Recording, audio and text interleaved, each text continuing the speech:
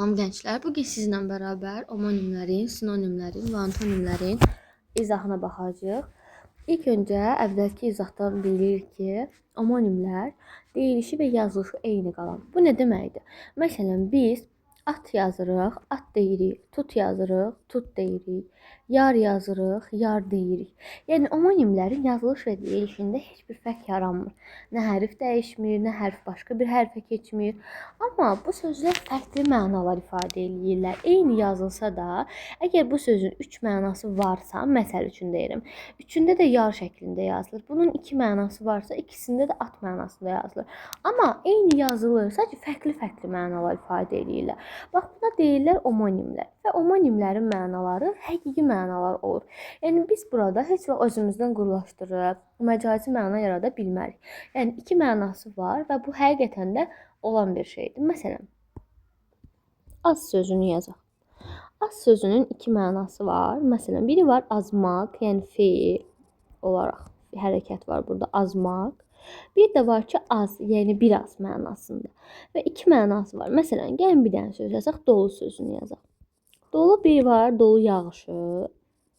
Bir də var dolu, yəni içərisi maye ilə dolu olan bir qab. Yəni dolmaq nə deməkdir? Yəni o doludur. Görürsüz, bir mənası və ikinci mənası. İkisi də həqiqidir. Yəni dolu yağışı da görə bilərəm, dolu qabı da görə bilərəm və söz eyni yazılır və fərqli 2 dənə mənası var. Mənaları da bir-birinə oxşamır. Çünki dolu yağışla dolu qab arasında nə əlaqə var ki? Amma məcazi məna nədir? Yəni çox mənalılıq nədir? Bu sözə məcazi məna qata biliriksə, bu söz eyni zamanda həm də məcazi mənalı, yəni çox mənalı söz ola bilər. 2 həqiqi mənası varsa, omonimdir. Bəs necə bunu çox mənalılaşdıraq? Məcazi məna qatırıq. Məsələn, deyirəm ki, o mənə həsrət dolu baxışlarla baxırdı. Həsrət dolu baxışlar. Sözün ilk mənası nə deməkdir dolu sözünün? Yəni qabın müəyyən bir hissəsinin boş olmamağı da, dolu olmağı da. Həsrət dolu baxışlar deyəndə dolu sözü artıq qabdakı mənasını itirdi, məcaziləşdi. Bax, bu zaman bu da olur, çox mənalı söz. Bunu da xatırladıq.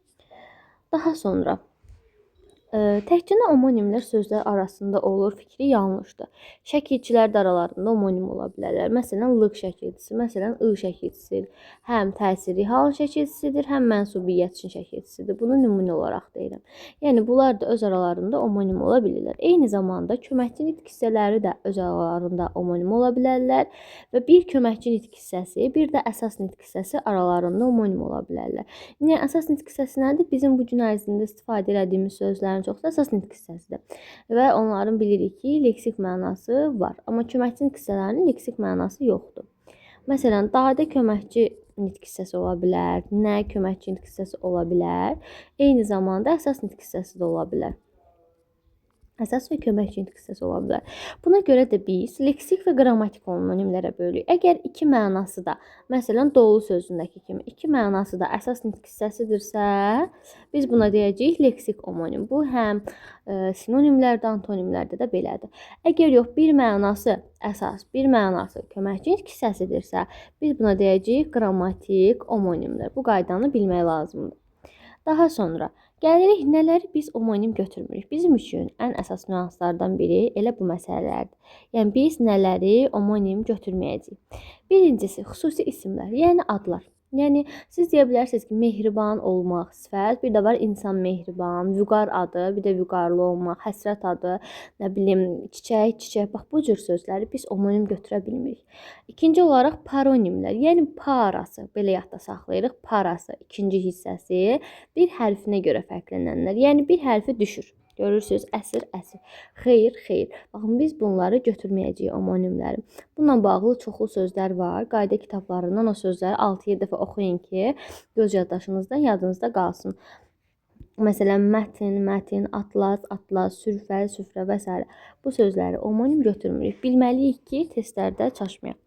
İkincisi, omoqraf. Qraf deyəndə vurğu yadınıza düşsün. Qraf, yəni vurğu. Vurğusuna görə fərqlənirlər. Biz dedik ki, omonim eyni yazılmalıdır, eyni deyilməlidir. Hərf də fərqlənməməlidir, vurğu da fərqlənməməlidir. Ona görə alma. Məsələn, gəlmə, vurma, bölmə. Bu kimi sözlərin heç birini biz omonim götürmürük. Yəni gəlin bu formada olan sözləri omonim götürə bilmirik. Bunlar omoqraflardır. Dördüncü olaraq omoform. Bunu gələcək dərslərimizdə daha yaxşı başa düşəcəyik. Sadəcə form sözündə başlanğıc formudakı formla yadda saxlayırsınız.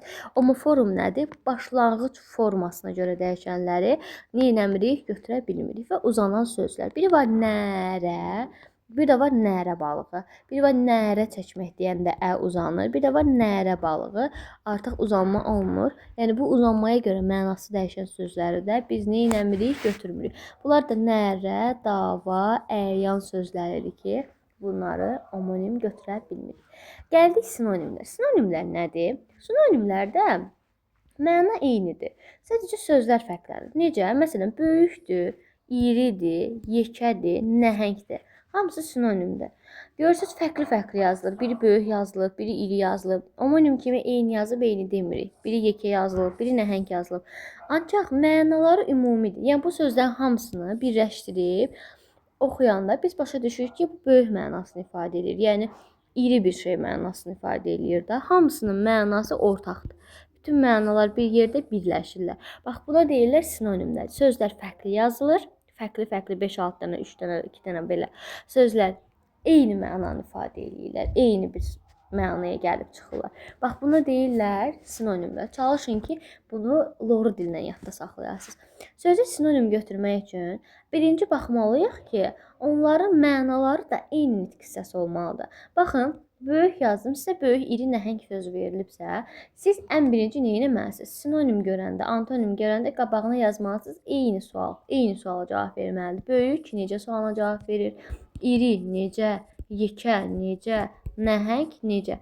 Eyni suala cavab verirsə, biz bunları sinonim götürə bilərik. Eyni məna, eyni sual olmalıdır. Amma yox, əgər biri məsələn, ağıllı necə, savad nə? Bax, biz bunları sinonim götürə bilmərik. Biri necə sualına cavab verir, biri nə sualına. Deməli, bizim sinonim üçün ən birinci şərtimiz nədir? Eyni suala cavab vermək. Yəni, eyni nitq hissəsi olmaq. Bunu mütləq dəftərinizə qeyd eləməlisiniz. Bu çox vacibdir. Bununla çaşdırırlar sizi. Sözlərin mənasını hamı bilir. Uşaqları necə çaşdırırlar? Fərqli-fərqli suala cavab verir sözlər. Yəni, başqa nitq hissəsi olur. Biri sifətin sualı olur, biri ismin sualı olur. Bunlar sinonim, çox mənalı, eyni zamanda da antonim olmur.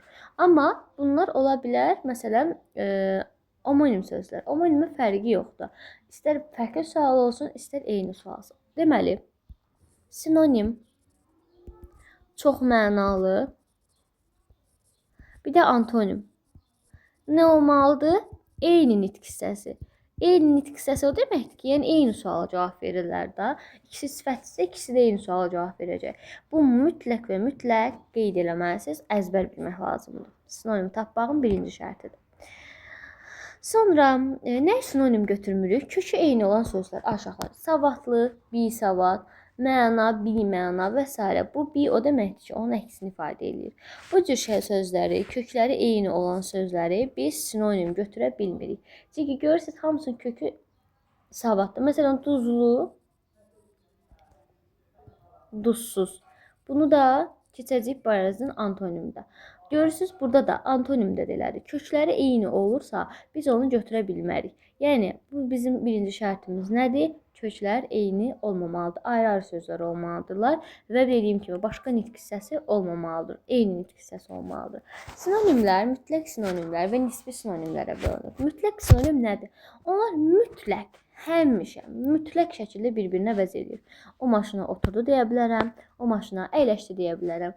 Böyük dağ deyə bilərəm, iri dağ deyə bilərəm, nəhəng dağ deyə bilərəm. Amma nisbi o deməkdir ki, yəni onlar bir-birinə əvəz edə bilmirlər tam da. Ürəyim ağrıyır, könlüm ağrıyır deyə bilmirik. Məsələn, qəşəng paltar, göyçək paltar deyə bilmirik. Yəni, mütləq o deməkdir ki, mütləq şəkildə, yəni mütləq nə deməkdir? Həmişə mütləq bir-birlərini əvəz edirlər. Amma nisbi, yəni tam da mütləq deyil. Deməli, bunlar bir-birini əvəz edə bilmirlər. Gəldik antonimlər. Antonimlər necə bir-birinin əksi olanlarla. Məsələn, ağ, qara, səhər, axşam, gecə, gündüz. Biri gecəni göstərir, biri gündüzü göstərir. Bunlar antonimlərdirlər. Və antonimlərin nəyi antonim götürmürük? İnkarda olan bax, baxma, bil, bilmə, gəl, gəlmə. Bunlar antonim deyil, kökləri eynidir. Və eyni zamanda eyni kökdən olan sözləri antonim götürmürük. Əgər bu istisnaları bilsəniz, sizin üçün bu çox asan olacaq tapmaq. İndi sizə omonimdən çox mənanı ən asan versiyada izah edəcəm. Omonim o deməkdir ki, bir sözün, əqrəb sözünün iki mənası varsa, bu mənalar bir-birinə oxşamırlar. Yəni görürsüz, bu heyvan əqrəblə saatın əqrəbi heç bir əlaqəsi yoxdur, amma ikisinin də adı əqrəbdir. Yəni söz eyni yazılır, eyni deyilir. Əqrəb yazıram, əqrəb deyirəm. Amma iki məna ifadə eləyirsə, bu mənalar arasında yaxınlıq yoxdur. Amma çoxmənalı sözə gəlin baxaq. Qol sözü. Burada mənalar yaxındır. İnsanın qolu, yəni insanın uzanan hissəsi, yuxarı hissəsi. Ağacın budağına qol deyirik. Ağacın qolu, ağacın uzanan hissəsi. Qapının dəstək hissəsinə qol deyirik. Hamısında ilk mənanı qorudu. Yəni biz bu qolla başladıq, hamısına qol dedik və hamısının arasında bir əlaqə var. Hamısı uzanır deyə biz insanın qoluna bənzətdik. Baxın, bu çox mənalı sözdür. Amma əgər yox, mənalar arasında heç bir əlaqə yoxdursa, yəni nəyəsə əsasən biz ona əqrəb demiriksə ki, hə bunun əqrəbi buna bənzəyir, bu zaman bu olur omonimlər. Yəni omonim istəyirsinizsə, həqiqi mənalı və mənalı bir-birinə oxşamayan sözlər tapmalısınız. Əgər yox, siz çox mənalı söz axtarırsınızsa, bu mənalar arasında nə etməlisiniz? Mütləq ki, əlaqə axtarmalısınız.